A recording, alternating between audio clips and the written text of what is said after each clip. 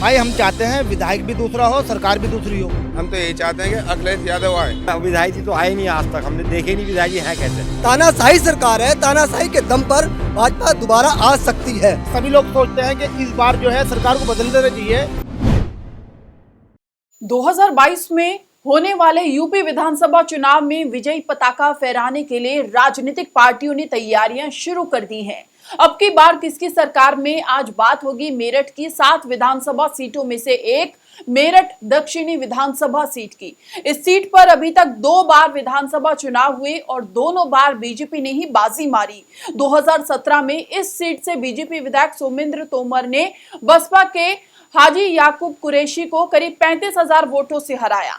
मेरठ दक्षिण क्षेत्र में करीब 4,61,000 वोटर्स हैं, जिसमें 2,51,000 पुरुष और 2,09,000 के करीब महिला वोटर हैं। अनुमान के अनुसार यहां लगभग 80,000 मुस्लिम वोटर हैं, जबकि एससी और वैश्य जैन वोटरों की संख्या 45,000 है। इसके अलावा गुर्जर जाट वोटर्स का भी प्रभाव है। कहा जाता है कि मुस्लिम वोटर्स के बंटने से सीधा फायदा बीजेपी को होता है। मेरठ दक्षिणी विधानसभा सीट से हमारे संवाददाता आदिल रहमान ने जाना, क्या इस बार बीजेपी इस सीट पर बना पाएगी जीत की हैट्रिक। नमस्कार, मैं हूं आदिल रहमान। हमारे इस खास प्रोग्राम में आपका स्वागत है, जिसका नाम है अब की बार किसकी सरकार। इस वक्त हम मौजूद हैं मेरठ के दक्षिण विधानसभा में। ये वो विधानसभा है जो अपने आप में सबसे ज़्यादा महत्वपूर्ण है। बात मेरठ की करी जाए तो मेरठ में 7 विधानसभा हैं, जिनमें से 6 भारतीय जनता पार्टी के खाते में है, जबकि 1 समाजवादी पार्टी के खाते में है। इस विधानसभा की हम बात करें तो सबसे ज़्यादा मॉडर्नाइज या कहा जा सकता है आधुनिक वो विधानसभा में गिनी जाती है, क्योंकि हवाई पट्टी से लेकर जो पौष इलाका है वो इस विधानसभा में आता है। इसी का जायज़ा लेने के लिए धरातल पर हम मौजूद हैं। हम यहाँ वोटरों से जानेंगे कि क्या कुछ कार्य किए गए हैं, विधायक जी कितनी बार इनके पास पहुँचे और क्या कुछ उन्होंने विकास कार्य किए हैं। कि भारतीय जनता पार्टी का दावा ज़रूर है कि वो जनता के बीच पहुंचकर उनके लिए काम करती है और उन्हीं की मांगों को सर्वोपरि रखते हुए जनता के लिए कार्य भी किए जाते हैं। तकरीबन 4.5 साल का वक्त बीत चुका है। ऐसे में क्या वोटर की मंशा है और क्या उनकी राय है, इसे जानने के लिए हम इन वोटरों से बात करेंगे और जानेंगे कि क्या कुछ मंशा है, क्योंकि चुनाव नज़दीक है, आने वाला समय चुनावों का है, तो इसको लेकर किस मुद्दे पर ये वोट करेंगे। बात विधानसभा चुनाव की करी जाए तो तकरीबन कम समय बचा है। ऐसे में विधानसभा ये भारतीय जनता पार्टी के खाते में है, तो क्या कहेंगे अब की बात किसकी सरकार? देखिए, मेरा अपना मानना यह है क्योंकि ये उत्तर प्रदेश की सबसे बढ़िया विधानसभा है, क्योंकि विकास के नाम पर यहाँ आए दिन लोगों के हाथ पैर टूट रहे हैं। अगर हम बात करें इस विधानसभा की, इसका एक पर्टिकुलर थोड़ा सा क्षेत्र छोड़ दें, शास्त्री नगर एरिया अगर हम छोड़ दें, उसके अलावा पूरी विधानसभा में आप कहीं पैदल भी चलने के लायक नहीं है। क्योंकि अगर हम बात करें नून नगर पुलिया से लेकर दिल्ली रोड तक, तो वहाँ पर रोज लाखों लोगों का आवागमन है। 1 इंच भी ऐसी जगह नहीं है जो गड्ढे मुक्त हो। दूसरी, अगर हम बात करें नून नगर से और अंजुम पैलेस तक की अगर हम बात करें, हल्की सी बारिश अगर आ जाए तो वहाँ पर बच्चे स्विमिंग पूल की तरह इस्तेमाल करते हैं। और ई रिक्शा और वहाँ पर ऑटो का आवाजाही बहुत ज़्यादा है। तकरीबन 3 से 4 लाख लोगों का रोज़ गुजरना है वहाँ पर। तो आए दिन टेम्पो का पलटना, ई रिक्शा का पलटना, बार बार वहाँ पर लोग भूख हड़ताल पर बैठते हैं। हम लोग भी भूख हड़ताल पर बैठे हैं। हमने बहुत प्रोटेस्ट किए हैं। अधिकारी आते हैं और हमें आश्वासन देकर चले जाते हैं। पिछले 3 साल में 4 साल में ये सरकार का कार्यकाल ख़त्म होने जा रहा है, लेकिन किसी भी अधिकारी ने वहाँ ये ज़रूरत नहीं समझी कि यहाँ पर कीड़े मकोड़े रहते हैं या कोई इंसान रहता है। इतने बदतर हाल मैंने पूरे उत्तर प्रदेश में कहीं पर भी नहीं देखे हैं जितना इस दक्षिण विधानसभा का हाल है। और रही बात सरकार आने की, सरकार तो जैसे जिला पंचायत में भाजपा सरकार आ गई है, वैसे ही उत्तर प्रदेश में दोबारा से अगर हम पब्लिक की बात करेंगे, कोई भी वोटर वोट भाजपा को नहीं करेगा। लेकिन तानाशाही सरकार है, तानाशाही के दम पर भाजपा दोबारा आ सकती है। बात करी जाए तो अब की बार किसकी सरकार, क्या मुद्दा रहेगा, किसकी सरकार आएगी?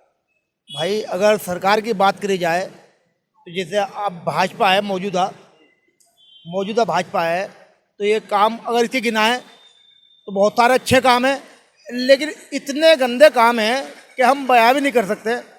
तो अब की बार हमारी सोच ये है कि बार दूसरी सरकार लाई जाए, जैसे कि समाजवादी पार्टी। तो हम सोचते हैं कि हमने बाकी सभी लोग सोचते हैं कि इस बार जो है सरकार को बदल देना चाहिए, कि समाजवादी पार्टी को स्वयं एक बार इस्तेमाल करके देख लें। अगर समाजवादी पार्टी ठीक काम करती तो आज भी समाजवादी पार्टी को देखेंगे, अगर समाजवादी पार्टी ठीक काम नहीं करेगी तो फिर ओके और पार्टी देखेंगे। अच्छा, आप युवा हैं, क्या देखते हैं अब की बार किसकी सरकार होनी चाहिए? बात लॉ एंड ऑर्डर की करी जाए तो योगी सरकार का कहना है कि क्राइम फ्री वो कर रहे हैं, अपराध मुक्त कर रहे हैं। युवा आप हैं, किस नजरिए से देखते हैं किसकी सरकार चाहिए? कोई क्राइम फ्री नहीं है। इस टाइम पुलिस वाले फुल फॉर्म में चल रहे हैं, ठीक है नहीं। पुलिस वाले जिस समय चाहे उस पर डंडा बजाते हैं। अगर एक बंदा भी बाहर खड़ा होता है, टाइम बे टाइम दवाई लेने जाता है, कोई राशन लेने जाता है, पुलिस वाले उसे भी मारते हैं, ठीक है नहीं। हम तो यही चाहते हैं कि अखिलेश यादव आए। अखिलेश यादव ने जो काम करे हैं सबको मालूम है, पढ़ाई लिखाई के लिए, शिक्षा के लिए, विकास के लिए सबको मालूम है। कोई ये बताने की जरूरत नहीं होती क्योंकि काम दिखता है और अखिलेश यादव का काम दिखा। बात मुख्यमंत्री करी जाए, मुख्यमंत्री का साफ तौर पर कहना है कि उनके विधायक मंत्री लोगों के बीच में पहुंचकर उनके लिए काम कर रहे हैं। इस जगह की हम बात करें तो जैसा कि हम ये देख रहे हैं यहाँ गंदगी पड़ी है और क्या परेशानियां हैं, या विधायक कितनी बार दौरा कर रहे हैं, कितने अधिकारी बात सुन रहे हैं? देखिए, माननीय मुख्यमंत्री जी योगी आदित्यनाथ जी बिल्कुल सही कह रहे हैं, क्योंकि उनके मंत्री पब्लिक के बीच नहीं, जनता के बीच नहीं, जनता के बीच नहीं जा रहे हैं, वो लेडीज़ के बीच जा रहे हैं। क्योंकि जितने आज रेप इस प्रदेश में हो रहे हैं, क्राइम में और रेप में, ये हमारा प्रदेश नंबर 1 बन चुका है। इसका क्रेडिट हम किसको देंगे? इसका श्रेय हम अपने प्रदेश के मुख्यमंत्री श्री योगी आदित्यनाथ जी को देंगे, क्योंकि अगर उन्होंने थोड़ा सा भी इस पे हार्ड डिसीजन लिया होता, अपने मंत्रियों को समझाया होता, अपने विभाग के जितने भी सचिव, मुख्य सचिव हैं, उनको समझाया होता, तो शायद इस प्रदेश की दुर्दशा नहीं होती। जो आज हालात हैं, ये हालात नहीं होते। लेकिन बात क्या है कि जब जब चुनाव आते हैं, चाहे वो हम बात किसान की करें, चाहे हम बात मजदूर की करें, और देखिए हम तो सब यहाँ एक गरीब जनता निवास करती है। इस देश का जो अन्नदाता है, इस प्रदेश का जो अन्नदाता है, वो किसान होता है। जो किसानों की बात सुनने को तैयार नहीं है, तो वो इन गरीब मजदूरों की बात क्यों सुनेगा और कैसे सुनेगा?